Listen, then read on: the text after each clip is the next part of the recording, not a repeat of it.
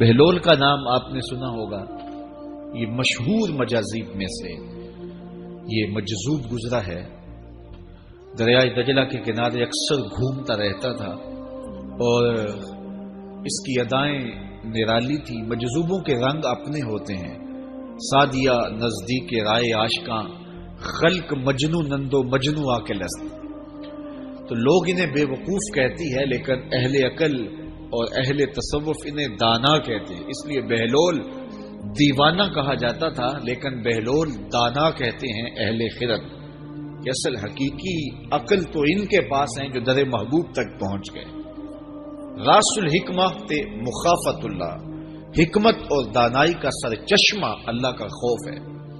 تو جس کو اللہ کا خوف جتنا زیادہ ہوگا وہ اتنا زیادہ دانا ہوگا. تو یہ لوگ اسی راستے کے مسافر ہوتے ہیں، اور کسی تجلی کے وفور سے شیشہ عقل ٹوٹ جاتا ہے تو پھر ان کی کچھ حرکتیں غیر مرتب ہو جاتی ہیں، تو لوگ سمجھتے ہیں یہ دیوانے ہو گئے ہیں. اصل تجلیات کے وفور سے ان کے ہوش ٹکانے نہیں رہے، لیکن ان کے دل پر وہی تجلیات منعکس ہوتی رہتی ہیں، تو انہیں دیوانے کہہ دیا جاتا ہے. لیکن حقیقت میں یہ دانا ہوتے ہیں. ان کے اندر کی دنیا مرتب ہوتی ہے، لیکن باہر کی دنیا غیر مرتب ہوتی ہے. اٹھنے بیٹھنے کا کبھی پتہ نہیں ہوتا، کھا لیا تو لے لیا، نہیں کھایا تو دو دن گزر گئے. پہننے کو کچھ میسر آ گیا تو ٹھیک ہے، نہ میسر آیا تو کئی دن گزر گئے. تو ان کو اپنے ظاہر کا خیال نہیں ہوتا، ان کی نظر مشاہدہ جمال پہ ہوتی ہے، اور پھر یہ دنیا سے اور اپنے آپ سے بھی بے گانے ہو جاتے ہیں، اور لوگ انہیں دیوانہ کہہ کے پکارتے ہیں. میں دریائے دجلہ کے کنارے حضرت سری سختی کے مزار پہ حاضر ہوا تو حضرت جنید بغدادی اور حضرت شیخ شبلی کے مزار پہ، حضرت ذوالنون مصری کے مزار پہ اور دیگر مزار، یہ سارے دجلہ کے کنارے واقع ہیں. تو وہاں بچے کھیل رہے تھے، تو ہم نے ان بچوں سے پوچھا کہ یہاں کوئی اور مزار بھی ہے؟ تو انہوں نے اشارہ کر کے بتایا کہ آپ اس سمت جائیں تو آگے بہلول دانا کا مزار ہے. تو شوق تھا تو ہم وہاں گئے تو بہلول دانا کا مزار تھا، باہر لگا ہوا تھا بورڈ، تو شکستہ سا مزار تھا. ہم اندر داخل ہو گئے تو میں نے بہلول دانا کی قبر دیکھی کہ اس کی قبر کے اوپر جو غلاف پڑا ہوا تھا وہ بھی آدھا تھا اور پھٹا ہوا تھا. میں نے کہا فقیروں کی جو علامتیں ہوتی ہیں وہ مرنے کے بعد بھی پائی جاتی ہیں. آج بھی مجذوبیت کا رنگ اس کی قبر پہ نمایاں ہے. اور میں نے دوستوں کو کہا جو میرے ساتھ تھے، میں نے کہا دیکھو وہ جو ہوتے ہیں نا مجذوب، بعض کا کپڑے بھی واجبی ہوتے ہیں ان کے اوپر، تو یہ دیکھیے کہ اس کا غلاف بھی جو ہے وہ آدھا ہے اور وہ بھی جگہ جگہ سے پھٹا ہوا ہے. تو اس کی قبر بھی اس کے جذب کی کہانی سنا رہی ہے. تو یہ دریائے دجلہ کے کنارے گھومتا تھا اور لوگ اس سے ملتے تو جو اس کی زبان سے نکلتا وہ پورا ہو جاتا. تو ایک دن دریائے دجلہ کے کنارے یہ گھوم رہا تھا کہ ہارون رشید اپنے مکان کی، اپنے محل کی چھت پہ ٹہلتے ٹہلتے بہلول کو دیکھتا ہے. تو خادموں کو کہا کہ ذرا اسے میرے پاس حاضر کرو. شاہی حکم نامہ تھا. جو چھت کے اوپر خادم تھے انہوں نے اوپر سے ڈولی پھینکی اور نیچے والوں کو اشارہ دیا. انہوں نے بہلول کو پکڑا اور ڈولی میں رکھ دیا. اوپر والوں نے رسیاں کھینچ لی. 2 لمحوں کے بعد بہلول بادشاہ کے سامنے تھا. تو بادشاہ نے بہلول سے کہا کہ بہلول ایک بات تو بتاؤ. کہا پوچھئے. کہا آپ خدا تک کیسے پہنچے ہو؟ تو بہلول نے مسکرا کے کہا جیسے آپ تک پہنچا. علامہ اقبال نے جو مرد کلندر کی نشانیاں بتائی ہیں ان میں سے ایک نشانی یہ ہے، بات میں سادہ و آزادہ معانی میں دقیق، کہ اس کی بات بہت لمبی اور لچھے دار اور گچھے دار نہیں ہوتی، سیدھی سیدھی بات ہوتی ہے لیکن سیدھی روح میں اترتی ہے. مختصر اور جامع کلام کا حامل ہوتا ہے اللہ کا بندہ. تو کہا کہ بادشاہ جیسے آپ تک پہنچا. تو بادشاہ کا تو خیال تھا کہ کوئی بڑی باریک بینی سے کوئی فلسفہ بتائے گا لیکن یہ 2 لفظوں میں اس نے کہہ دیا جیسے آپ تک پہنچا. بادشاہ نے کہا میں نہیں سمجھا. کہا بات تو سادہ سی ہے, تیری عقل میں نہ آئے تو میں کیا کر سکتا ہوں. کہا حضرت آپ سمجھا دیجئے. تو بہلول نے کہا کہ حضرت میں خود آنا چاہتا تو دیوان خانے میں جاتا, درخواست لکھ کے لے جاتا, پھر جمع ہوتی, پھر کئی واسطوں سے ہوتے ہوئے آپ تک پہنچتی. آپ پھر مجھے وقت دیتے ملاقات کا, 6 ماہ بعد, سال بعد. اس وقت پہ میں تیار ہو کے ملاقات کرنے آتا. آپ کے کچھ شاہی مہمان آ جاتے تو پھر ملاقات منسوخ ہو جاتی.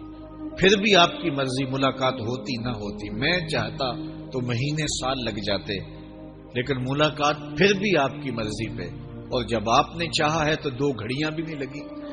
تو کہا بندہ چاہے تو کروڑوں سال بھی بیت جائیں, اس کے قرب کی کوئی انتہا نہیں ہے, لیکن جب وہ چاہے تو 2 گھڑیاں بھی نہیں لگتی. مانا کہ محبت کے سفر میں ہر گام پہ 100 مشکل ہے, لیکن یہ سفر آسان بھی ہے اگر ساتھ تمہارا ہو جائے. تو کہا کہ قل ان کنتم تحبون اللہ فاتبعونی یحببکم اللہ, کہ اگر تم اللہ سے محبت کرتے ہو تو آسان طریقہ تمہیں بتا دیتے ہیں, میرے محبوب کی چوکھٹ پہ آ جاؤ. اللہ اکبر, جس کو تم ڈھونڈنے نکلے تھے وہ تمہیں وہاں مل جائے گا, اور تم اس سے محبت کا دعویٰ رکھتے تھے وہ تم سے محبت کا دعویٰ کرے گا. اور پھر جب تم اس کے محبوب ہو جاؤ گے تو پھر جو تم کہو گے وہ کیوں نہیں ہوگا, کیونکہ محبوبوں کی تو بات مانی جاتی ہے. یہ نظام الدین اولیاء علیہ رحمہ کو محبوب الہی کہتے ہیں نا. ان کا واقعہ بھی علماء نے یہ لکھا ہے, صوفیاء نے, کہ ان کے شیخ حضرت بابا فرید الدین گنج شکر رحمۃ اللہ تعالی علیہ ایک دن موج میں آ گئے اور کہا کہ نظام الدین محب بنو گے یا محبوب بنو گے. تو یہ بڑی خدمت کرتے تھے اپنی شیخ کی. تو کہا کہ محب بنو گے یا محبوب. تو کہا حضرت اگر اجازت ہو تو اپنی ماں کو نہ پوچھا. اللہ اکبر, ان لوگوں کی مائیں بھی تو صاحب حال ہوا کرتی تھی. تو کہا کہ اگر اجازت ہو تو اپنی ماں کو نہ پوچھاؤں کہ محب بننا ہے یا محبوب بننا ہے. کہا جاؤ تمہیں اجازت ہے. تو گھر کی طرف روانہ ہوئے. 1 آدھ دن کا سفر کیا. راستے میں ایک فقیر تھا مجذوب, جو راستے میں بیٹھا تھا. حالت اس کی عجیب سی تھی. تو یہ سلام کر کے گزرنے لگے تو وہ مسکرا کے بولا محب بنو گے یا محبوب. تو حیرت زدہ ہو گئے کہ اسے کیسے پتا چل گیا, یہ تو میرے شیخ کا اور میرا راز ہے. تو رک گئے. کہا کہ حضرت اگر آپ بتا دیں تو بہت اچھا ہو. کہا نہیں ماں سے پوچھو, جو وہ بتائے گی وہی بن جانا, اور اگر ماں نے نہ بتایا تو کل آ جانا, اسی وقت یہاں ملاقات ہوگی, پھر میں بتا دوں گا. خیر چلے, رات کو پہنچے, والدہ کی خدمت میں سلام پیش کیا, پاؤں دبائے اور کہا کہ شیخ موج میں آ گئے اور کہا محب بنو گے محبوب بنو گے. تو میں نے کہا ماں سے پوچھ لوں. تو میں اماں جی آپ سے پوچھنے آیا ہوں, راستے میں یہ واقعہ بھی ہوا. تو ماں نے کہا کہ بیٹے تم صبح ناشتہ کر کے پلٹ جانا, اور وہ جو راستے میں تیرے دل کی بات بوجھ گیا وہ کوئی صاحب حال تھا, وہ تمہیں صحیح بتا سکے گا کہ محب بننا کہ محبوب بننا. خیر یہ صبح ناشتہ کر کے ماں کے پاؤں پکڑے, اجازت طلب کی اور واپس نکلے. اور وہاں جا کے دیکھا تو کوئی فقیر نہیں ہے. بڑے حیرت زدہ ہوئے, دائیں بائیں سے پوچھا کہ یہاں کل ایک بابا بیٹھا تھا. کہا وہ تو کل کے فوت ہو گئے. تو کہا اس کی قبر کہاں ہے. کہا قبر کس نے بنانی تھی اس کی, وہ گندگی کے ڈھیر پہ لوگوں نے پھینک دیا. دل میں بڑے حیرت زدہ ہوئے, اتنا با کمال تھا. لیکن اپنی حالت یہ, خیر وہاں چلے گئے اور جا کے کھڑے ہو کے پوچھنے لگے بندہ خدا دل کی باتیں بوجھتا تھا اور میرے ساتھ وعدہ کیا تھا کہ اگر ماں نے نہ بتایا تو کل آنا, اور اپنا پتہ ہی نہیں تھا کہ کیا ہونے والا ہے. یہ بات کہی تو بابا اٹھ کے بیٹھ گیا. عرش فرش تے بانگا ملیاں تے مکے پہ گیا شور, بلے شاہ سا مرنا نہیں تے گور پیا کوئی ہور. ہاں اٹھ کے بیٹھ گیا اور کہا کہ نظام الدین محبوب بننا محب نہ بننا. محبوں کا یہ حال ہوتا ہے, نہ کفن ملتا ہے نہ دفن ملتا ہے. محبوب بنو گے تمہاری قبر پہ بھی میلے لگے گے.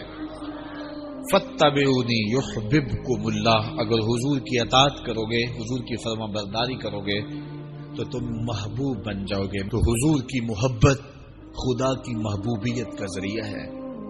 اس لیے ہمیں حضور کا پیار اپنی روحوں میں موجزن کرنا ہے، حضور کی محبت اپنی روحوں میں اتارنی ہے، اور محبت اپنے تمام تر تقاضوں کے ساتھ جب روح پذیر ہوگی تو پھر ہمارا انداز زندگی بھی سنور جائے گا، ہماری آخرت بھی سنور جائے گی۔ محبت کے من جملہ تقاضوں میں سے سب سے بڑا تقاضا محبوب کی اطاعت ہے کہ بندہ جس سے پیار کرتا ہے اس کی بات مانتا ہے۔ یہ ہے دعوی محبت کا ثبوت، اس کی دلیل۔ اور حضور کے صحابہ کی زندگیاں دیکھیے۔